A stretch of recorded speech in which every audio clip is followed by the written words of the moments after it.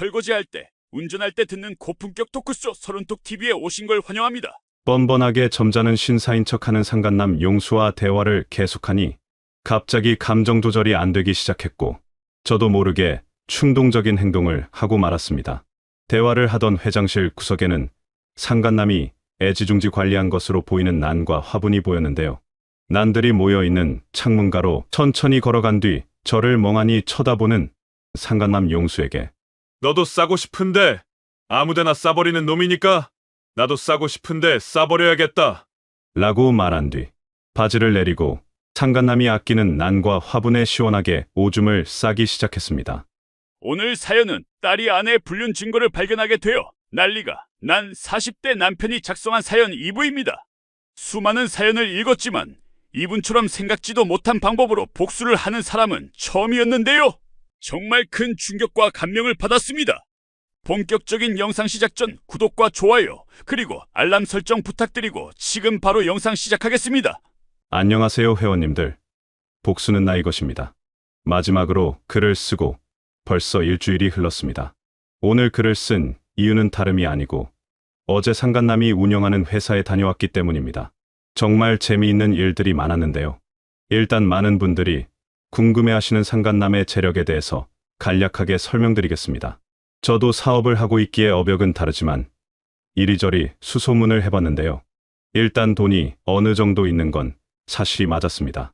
삼성을 다니다가 50대에 퇴직을 하고 스마트 물류 시스템인지 뭔지를 만들어서 나름 잘 운영을 하고 있다고 하더군요. 그런데 진짜 어처구니 없는 게 상간남 회사에 아들 2명이 있다는 점입니다. 그럼 전처와 상간남은 아들 2명이 보고 있는 상황에서 불륜을 저지르고 있었다는 건지 정말 간이 배 밖으로 나왔다는 생각밖에 안 들더군요. 무튼 아침 출근 시간 전에 맞춰 상간남 회사 호실 앞에서 유부녀를 꼬셔 가정을 파탄낸 성욕에 미친 자가 이 회사에 있습니다라는 피켓을 들고 서 있었습니다.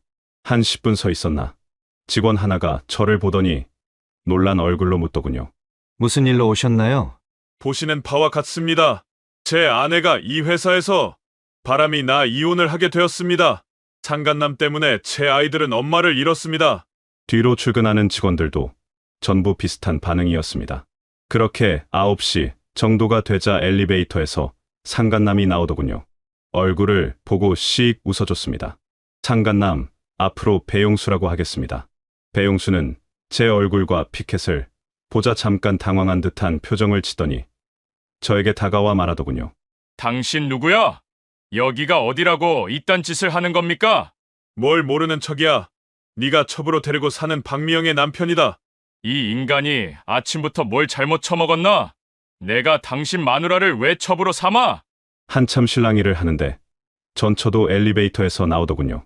전처는 목소리를 높여 싸우는 제 모습을 보더니 정말 귀신이라도 본 얼굴로 저에게 뛰어오기 시작했습니다. 뭐야, 당신 이러지 않기로 했잖아. 약속한 거 잊었어? 상간 소송 안 하기로 약속한 것만 있지. 내가 언제 여기 안 온다고 했냐? 난 내 할 일 하고 갈 테니까 넌 빨리 BMW 타고 모텔로 꺼져. 나 또 경찰 부른다? 불러라. 왜 또 내가 너 때렸다고 거짓말하게? 애들 앞에서 상간남 보호하려고 혼자 생쇼했던 것처럼. 경찰 불러봐. 지금 주머니에 있는 네 불륜 사진 여기다. 전부 뿌려버리라니까. 명예훼손. 까짓 거 500 주고 만다. 이 미친놈아. 그렇게 소리를 높이며 난리가 나자 회사 직원들은 물론 다른 호실의 회사원들도 구경을 나오기 시작하더군요.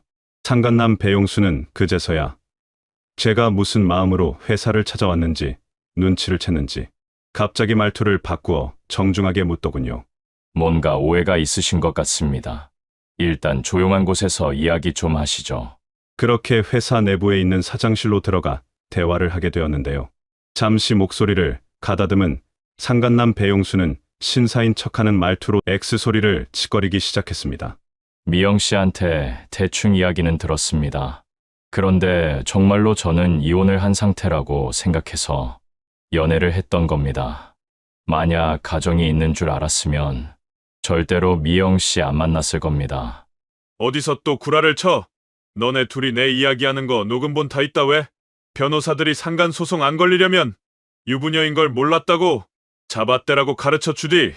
근데 여자가 이혼녀면 유부남이랑 연애해도 되는 거냐? 너도 유부남이잖아. 이건 문제 없는 거야. 젊은 사람이 반말하지 말고 좀 진정하세요. 여기서 제가 유부남인 게 뭐가 문제인 겁니까? 내가 유부남인 게 문제가 없다고? 그래, 그럼 내가 내 마누라한테 말해줘도 문제 없는 거지? 어차피 사이도 안 좋으셨다면서요. 이렇게 감정적으로 문제 해결하려고 하지 마시고 잠시 이야기 나누시며 합의하시죠. 이렇게 가시면 저도 남편분 고소하는 수밖에 없습니다. 나도 변호사하고 상담하고 왔다. 네가 고소해봐야 명예훼손인데 내가 그거 무서워할 것 같냐? 내 자식들이 고통받는 것처럼 너네 가족들도 재미있게 지내봐라. 잠시 진정하시고 끝까지 신사인 척하는 더러운 상간남 용수와 대화를 계속하니 갑자기 감정 조절이 안 되기 시작했고 저도 모르게 충동적인 행동을 하고 말았습니다. 대화를 하던 회장실 구석에는 상간남이 애지중지 관리한 것으로 보이는 난과 화분이 보였는데요. 난들이 모여있는 창문가로 천천히 걸어간 뒤 멍하니 저를 쳐다보는 상간남 용수에게 너도 싸고 싶은데 아무데나 싸버리는 놈이니까 나도 싸고 싶은데 싸야겠다. 라고 말한 뒤 바지를 내리고 상간남이 아끼는 난과 화분에 시원하게 오줌을 싸기 시작했습니다. 요즘 아침마다 비타민 B 영양제를 먹어서 그런지 오줌 빛이 정말 황금색이더군요. 끊임없이 나오는 황금색 오줌을 보며 그런 생각을 했습니다. 나이 40이 넘어 남의 사무실에서 오줌을 쌀 줄이야. 그것도 분노에 찬 황금색 오줌이라니. 인생이라는 건 정말 알 수 없는 거구나. 그런 생각을 하던 찰나 제 돌발 행동에 넋을 놓고 있던 상간남 용수가 소리를 질렀습니다. 이 미친놈이 뭐 하는 거야? 거기다 오줌 싸지 마. 내가 그거 꾸미는 데 얼마나 들었는데. 그럼 어디다 쌀까? 순간 저 놈한테도 제가 만든 특제 오줌을 먹여주고 싶다는 생각이 들어 몸을 돌리려 하자 잠깐 기다려. 라며 총알처럼 날아와 제 몸을 붙잡더군요. 놔라 이 X끼야. 더러운 손으로 어디를 만지냐? 상간남이 제 몸을 잡는 게 싫어서 이리저리 몸을 비틀자 제 박격포가 흔들리기 시작했습니다. 박격포가 흔들리자 제가 발사하는 오줌이 더욱 이리저리 흩뿌려지기 시작했고 회장실 밖에서 직원들이 경악하는 소리가 들렸습니다. 그렇게 인생 최고로 시원한 오줌을 싸고 나자 그제야 주변이 보이기 시작했습니다. 넋이 나간 상간남 용수와 블라인드 사이로 보이는 수많은 사람들의 실루엣들, 정말 다시는 없을, 아니 있어서는 안 될 망신스러운 일이었지만 속은 정말 시원했습니다. 저기 앉아있는 아줌마한테 BMW도 빌려주고 호텔도 데려가서 신나게 XX도 해준 보답이다. 난들이 아주 싱싱하겠네. 난 이제 간다. 다음번에 만날 때는 네 와이프가 될 수 있게 최선을 다해주마. 그렇게 경찰에 신고하라느니 뭐라느니 하는 용수를 뒤로 하고 회장실을 나왔습니다. 그렇게 회장실을 나오니 직원들이 웅성웅성하며 문 앞에 서 있더군요. 주변을 둘러보니 전처만 혼자 얼굴이 시뻘개진 채로 컴퓨터 모니터만 뚫어져라 쳐다보고 있었습니다. 일부러 그 옆을 지나가며 너도 그렇고 저 X끼도 그렇고 경찰 신고하는 거 참 좋아하네. 사랑하면 닮는다더니 그 말이 맞네. 이제 간다. 저놈 꼭 이혼시키고 불륜 부부가 되어 세상 손가락질 받으면서 살도록. 그렇게 한바탕 난리를 치고 나와 엘리베이터를 기다리는데 40대 초반 정도 되는 안경 쓴 남자가 저를 급히 쫓아오더니 1층에서 잠시 이야기를 하자고 하더군요. 처음에는 누군지 몰랐는데 가만히 이목구비를 살펴보니 용수의 아들로 보였습니다. 1층 흡연실 근처 벤치에 앉아 이야기를 시작했는데요. 다른 직원들한테 대충 들었습니다. 정말로 박미영 씨, 저희 회사 대표와 불륜 관계가 맞는 겁니까? 저는 아무 말 없이 그간 모아왔던 증거를 확인시켜줬는데요. 그 아들로 추정되는 직원은 얼굴이 붉어지더니 한숨을 푹푹 쉬더군요. 일단 확인했습니다. 제가 대표는 아니지만 개인적으로 이러한 고통을 겪게 해드린 점 깊은 유감을 표합니다. 오늘 있었던 일 회사에서 어떻게 대응할지는 모르겠지만 부디 잘 해결되시길 바랍니다. 그렇게 회사를 나오고 4시간 정도가 지났을까. 전처의 핸드폰 번호로 전화가 미친 듯이 오기 시작했는데요. 받아봐야 헛소리만 들을 것 같아 그냥 수신 차단해버렸습니다. 오늘 아침 다른 번호로 문자가 오더군요. 이 미친놈아. 꼭 이렇게까지 해야 했어? 이제 나도 막장으로 갈 거야, 각오해. 넌 이미 막장이었어. 덤비려면 덤벼봐라. 난 아직 준비된 게 많다. 너네 엄마 아빠는 내가 바람핀 줄 알고 있더라. 아주 입만 열면 구라구나. 자꾸 귀찮게 하면 네 통화 녹음이나 들려줘야겠다. 그리고 넌 나한테 고마워해야지. 이거 안 했으면 넌 계속 첩이었다. 무튼 난 지난 인연에 대한 의리 다 지킨 거니까 행복하게 살아라. 진심으로 배용수가 이혼하고 너하고 꼭 살기를 바란다. 이제 다시는 연락하지 마라. 한 번만 더 연락하면 스토커로 신고해 줄 테니까 이제 꺼져라 뭐. 명예훼손 기타 등등 소송이 들어오리라 예상합니다. 상관없습니다. 많아봐야 1,000만 원인데 앞으로 둘이서 벌일 생쇼를 상상하면 전혀 아깝지 않은 돈입니다. 앞으로 특이사항 있으면 또 글 쓰겠습니다. 모두 행복한 하루 되시길 바랍니다. 오랜만입니다. 회원님들, 복수는 나의 것입니다. 마지막 글을 쓰고 벌써 1년이 지나갑니다. 뭔가 대단한 결과가 있을 것처럼 글을 쓰고 갑자기 회사가 더 바빠지고 상간남과 전처 측이 고소를 걸어 그걸 해결하느라 정신이 없었는데요. 지난주부로 소송이 완전히 마무리되어 그동안 있었던 재미있는 일들을 정리하여 올릴까 합니다. 일단 둘의 소송 부분인데요. 둘이서 저에게 거의 10개가 넘는 소송을 걸었으나 명예훼손 하나 성립되어 벌금 500만 원을 납부했습니다. 그리고 처제, 아니 전처 제전처의 친동생라고 해야 하나요? 그 친구한테 들은 전처 소식이 정말 한심합니다.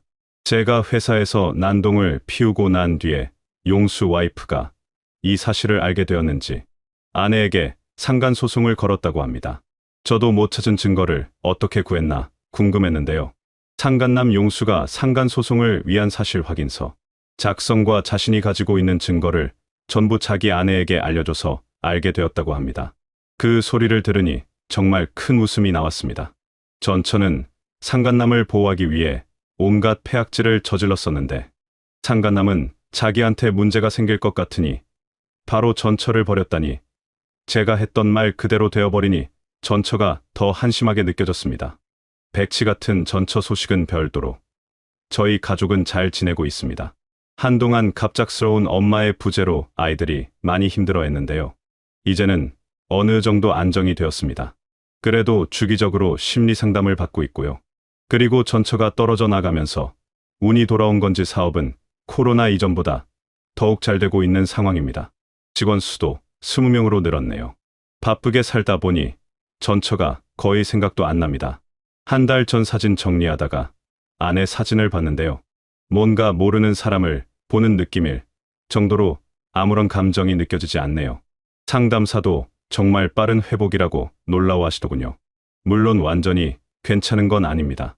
아무래도 엄마가 없다 보니 애들이 조금 꼬질꼬질하게 학교를 다니는 걸 보면 속에서 천불이 터집니다. 특히 그 용수 샤샤는 남의 가정 파탄 내놓고 자기 가정은 지키는 모습을 보니 그때 좀 더 난리를 쳐놓을 거리라는 아쉬움이 남네요. 하지만 저는 알고 있습니다. 쓰레기들한테 시간을 쓰는 것보다 우리 집에 있는 보물들을 더 행복하게 만드는 게 더 중요하다는 것을요. 그동안 응원해 주신 분들 모두 감사드립니다. 저도 간혹 카페 들어와서 도움이 필요하신 분들에게 정보 공유하겠습니다. 모두 행복하시길 바랍니다. 안녕하세요. 복수는 나의 것입니다. 마지막 글을 쓸 때 몇 년마다 찾아와 글을 쓰겠다고 했는데요. 한 달 만에 글을 쓰게 되었네요. 오늘 글을 쓴 이유는 전처가 최근 둘째 아들을 만났고 다음 주 중으로 첫째 딸과 함께 저녁을 먹고 싶다는 연락을 해왔기 때문입니다. 마음 같아서는 못 보게 하고 싶지만 어찌되었든 애들 엄마고 애들도 전부 성인이기에 알아서 하라고 하고 말했는데 조금 불안합니다.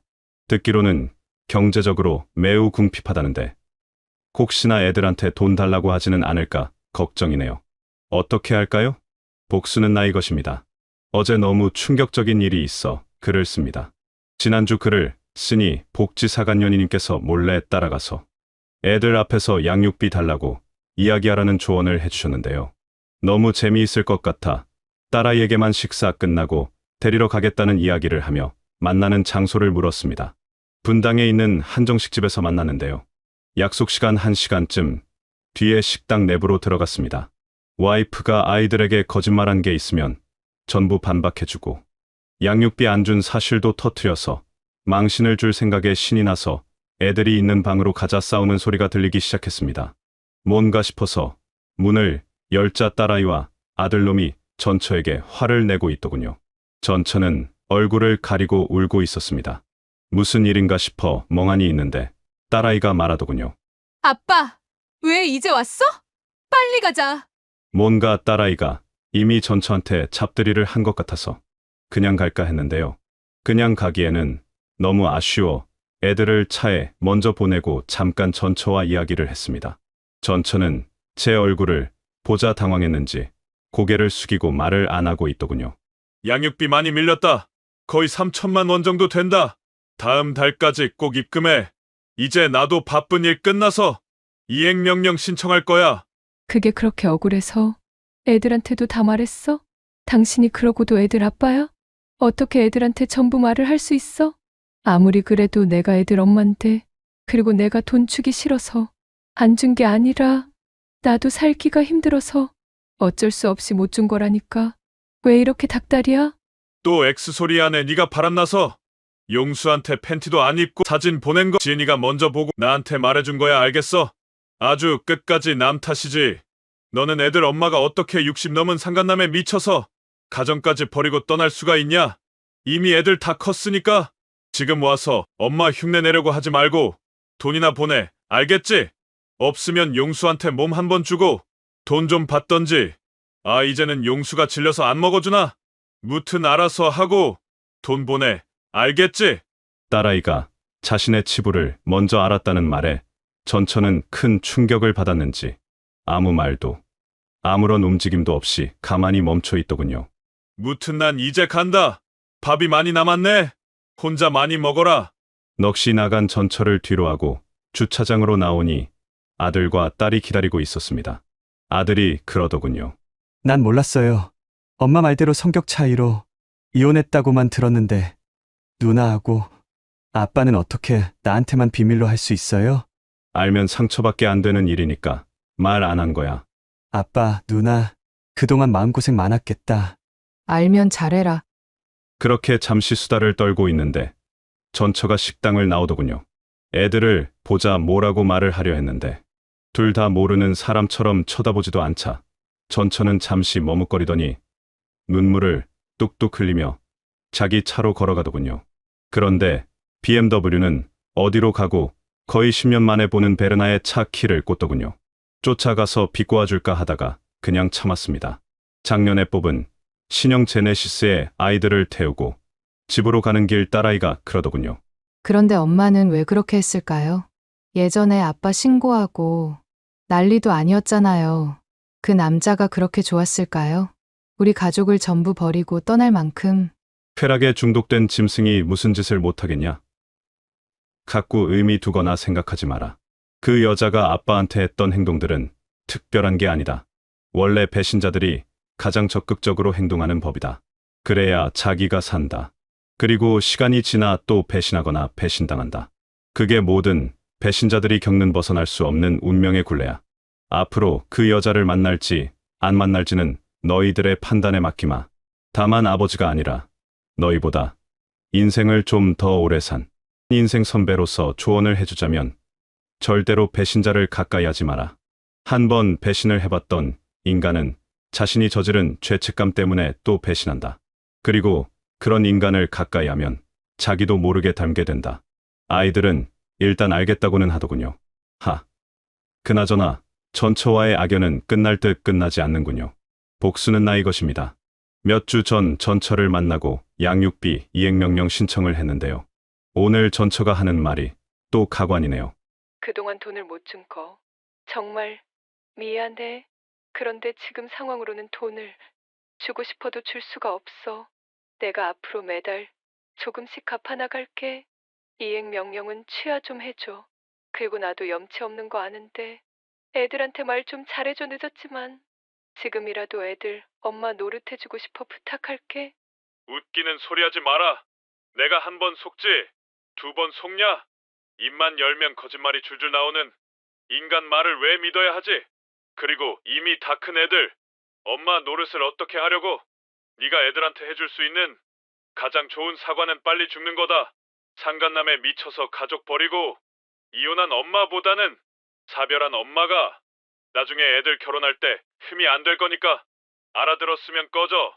죽으라고? 그래, 내가 죽어주면 끝나는 거지?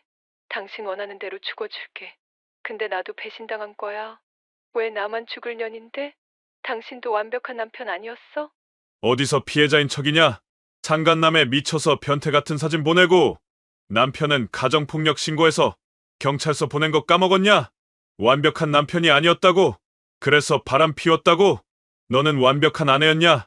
바람나서 이혼당한 주제에 어디서 완벽을 논해? 헛소리하지 말고 돈 갚고 죽어라. 정말 이 악연은 언제 끝날까요? 사실 정말로 전처가 죽었으면 좋겠다는 생각도 많이 했습니다. 나중에 아이들 결혼할 때 분명히 안 좋은 영향을 줄 텐데 벌써부터 고민이네요. 복수는 나이 것입니다. 오늘 전처의 뻔뻔함과 끊어지지 않는 악연에 갑자기 너무 화가 나서 애들하고 같이 집 앞에 있는 치킨집에서 치맥을 먹으며 오늘 있었던 일을 말했습니다. 그런데 딸아이가 그러더군요. 아빠, 그때 엄마 그러는 거 보고 한동안 방황했을 때 아빠가 써준 편지 정말 고마웠어요. 내가 뭐라 그랬지? 욕을 많이 했나? 사랑하는 내 딸아, 우리는 선택을 해야 한다. 쓰레기 같은 인간들을 마음속에 채워놓고 분노하고 슬퍼하며 인생을 허비할지 아니면 소중한 사람들과 가치 있는 일들을 마음속에 채워넣어 더 큰 행복을 찾을 건지 선택은 우리의 몫이다. 난 항상 아빠가 써준 편지 마음속에 담고 살았어요. 그러니까 아빠 그냥 우리 행복하는 데만 집중해요. 엄마도 그렇고 그 남자도 그렇고 우리가 화낼 가치가 없는 사람들이잖아요. 맞아요. 아빠, 저도 엄마가 바람나서 이혼했다는 사실을 알고 한동안 너무 화가 많이 났는데요. 곰곰이 생각해보니까 옆에 있지도 않은 사람한테 화내는 건 그냥 에너지 낭비인 것 같아요. 우리 그러지 말고 저 군대 가기 전에 해외여행이나 같이 가요. 돈은 너네가 내는 거지. 일단 빌려주는 걸로 해주세요. 애들도 힘든 일이었을 텐데. 언제 이렇게 커서 위로까지 해주는 아이들의 모습을 보며 아무리 힘들어도 가족은 꼭 챙겨야 한다는 생각을 했습니다. 존경하는 회원님들, 죽을 만큼 힘들어도 가족들에게 최선을 다하시길 바랍니다. 때로는 죽는 게 낫겠다 싶을 정도로 힘든 날이 있지만 견뎌내고 사랑을 주면 아이들은 꼭 보답하는 것 같습니다. 이만 글 줄이겠습니다. 언젠가 또 뵙겠습니다. 안녕히. 오늘 사연은 여기까지입니다. 상간남이 자신을 책임져 줄 거라 착각한 한심한 전처의 인생과 유혹을 참지 못해 인생 말년에 모든 걸 잃어버린 상간남의 인생을 보니 한숨이 절로 나왔습니다. 모두 제정신 차리고 가족들에게 최선을 다하시길 바라겠습니다. 그럼 다음에도 더 흥미롭고 재미있는 영상으로 찾아뵙겠습니다. 마지막으로 구독과 좋아요, 알람 설정까지 부탁드리고 지금까지 서른톡이었습니다. 감사합니다.